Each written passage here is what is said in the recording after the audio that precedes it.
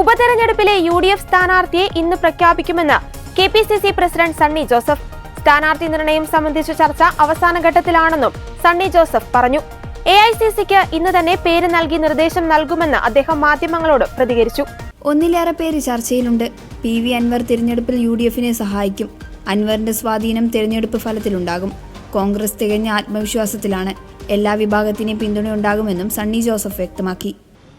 നിലമ്പൂരിലെ കോൺഗ്രസിൻ്റെ സ്ഥാനാർത്ഥി സംബന്ധിച്ച് ഞങ്ങൾ അവസാനവട്ട ചർച്ചയിലാണ്.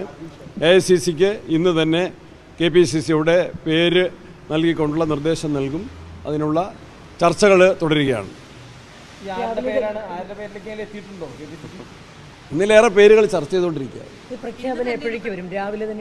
രാവിലെ അല്ല, ഇന്ന് തന്നെ ഉണ്ടാകാനാണ് സാധ്യത. എറണാകുളത്ത് നിന്ന് മുൻകൂട്ടി നിശ്ചയിച്ച പരിപാടിയുണ്ട്. രാജ്യരക്ഷയുമായി ബന്ധപ്പെട്ട AICC നിർദ്ദേശപ്രകാരമുള്ള പ്രോഗ്രാം ഇന്ന് എറണാകുളത്തുണ്ട്.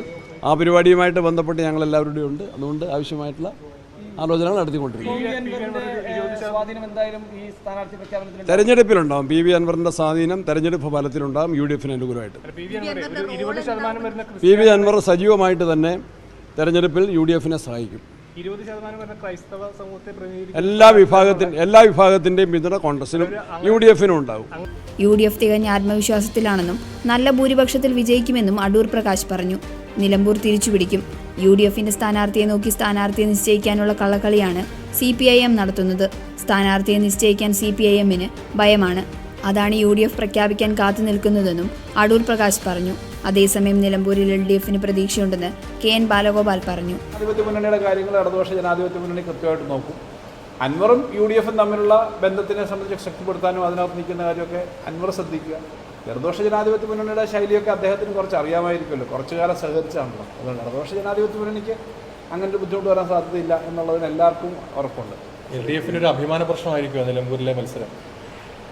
എല്ലാ തെരഞ്ഞെടുപ്പുകളും വളരെ അഭിമാന പ്രശ്നമായിട്ടോ അല്ലെങ്കിൽ വളരെ വാശിയോടുകൂടിയാണല്ലോ നമ്മുടെ നാട്ടിലെടുക്കുക. അപ്പോൾ ഈ തെരഞ്ഞെടുപ്പ് LDF ആണ് അങ്ങേറ്റം വിജയപ്രതീക്ഷയോടുകൂടി മത്സരിക്കാവുന്ന ഒരു മുന്നണി എന്നുള്ളൊരു യാതൊരു തർക്കവുമില്ല.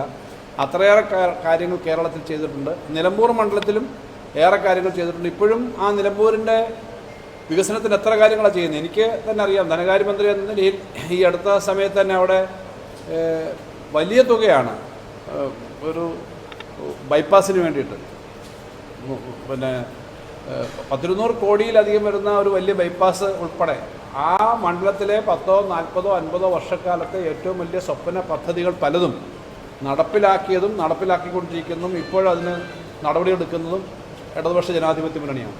നിലമ്പൂരൊരു വളരെ പ്രധാനപ്പെട്ട കേന്ദ്രം എന്ന നിലയിലേക്ക് ഉയർന്നു വരുന്നതിന് വേണ്ടിയിട്ടുള്ള എല്ലാ പ്രവർത്തനങ്ങളും എല്ലാ മേഖലയിലും നടത്തിയത് ഈ മുന്നണിയാണ്. കേരളത്തിലാകെ വലിയ പ്രവർത്തനം നടത്തിയ മുന്നണിയാണ്. അതുകൊണ്ട് നല്ല വിജയം ഉണ്ടാകും. അതൊരു അഭിമാനത്തോടുകൂടി ആ വിജയം നേടിയെടുക്കാൻ പറ്റുമെന്നാണ് ഞാൻ കരുതുന്നത്. ഒറ്റ കാര്യം, ഇവിടെ BJP സ്ഥാനാർത്ഥിയെ നിർത്താൻ സാധ്യതയില്ല എന്നാണ് BJPക്കാർ തന്നെ പറയുന്നത്. അപ്പോൾ അൻവർ പറയുന്നത് CPM-ഉം BJP നമ്മൾ ധാരണയാണ്, ആ വോട്ടുകൾ CPM-ലേക്ക് വരുമെന്ന്. BJP സ്ഥാനാർത്ഥിയെ നിർത്താൻ സാധ്യതയില്ല എന്നുള്ള കാരണം ഞങ്ങൾ കേട്ടില്ല. ഞാൻ കേട്ടില്ല. എന്തായാലും BJP അങ്ങനെ ഒരു രാഷ്ട്രീയ പാർട്ടി എന്ന നിലയിൽ അവർ സ്ഥാനാർത്ഥിയെ നിർത്താതിരിക്കാനുള്ള കാരണമുണ്ടോ?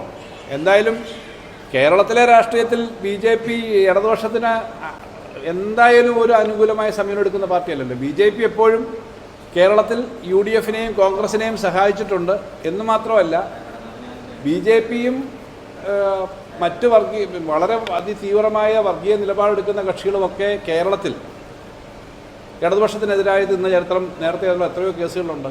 അതുകൊണ്ട് BJPയുടെ സ്ഥാനാർത്ഥിയുടെ തീരുമാനം സംബന്ധിച്ചും കാര്യങ്ങളും അറിയില്ല. എന്തായാലും BJP അതിശക്തമായി ഇടതുപക്ഷ രാഷ്ട്രീയത്തെ എതിർക്കുന്നൊരു കക്ഷി എന്ന നിലയിൽ അവരുടെ സമീപനം, അവർ എന്തെങ്കിലും കാര്യങ്ങൾ കാണിക്കുന്നെങ്കിൽ അത് BJP എന്തെങ്കിലും എടുക്കുന്നെങ്കിൽ BJPക്ക് അറിയുള്ളൂ. എന്തായാലും ഇടതുപക്ഷത്തിന് അനുകൂലമായൊരു രാഷ്ട്രീയ നിലപാടെടുക്കുന്ന കക്ഷിയെ അല്ല BJP. ഏറ്റവും ശക്തമായി അവർക്ക് എതിർപ്പുണ്ടെങ്കിൽ അത് ഇടതുപക്ഷത്തിനാണെന്ന് നമുക്കറിയാം. അതുകൊണ്ട് ആ പറയുന്നതിനകത്ത് വലിയ അർത്ഥമൊന്നും തോന്നുന്നില്ല. ജൂൺ 19-നാണ് നിലമ്പൂരിൽ ഉപതെരഞ്ഞെടുപ്പ് നടക്കുന്നത്. ജൂൺ 23-നാണ് വോട്ടെണ്ണൽ. PV അൻവർ രാജിവെച്ചതിനെ തുടർന്ന് വന്ന ഒഴിവിലേക്കാണ് ഉപതെരഞ്ഞെടുപ്പ് നടക്കുന്നത്.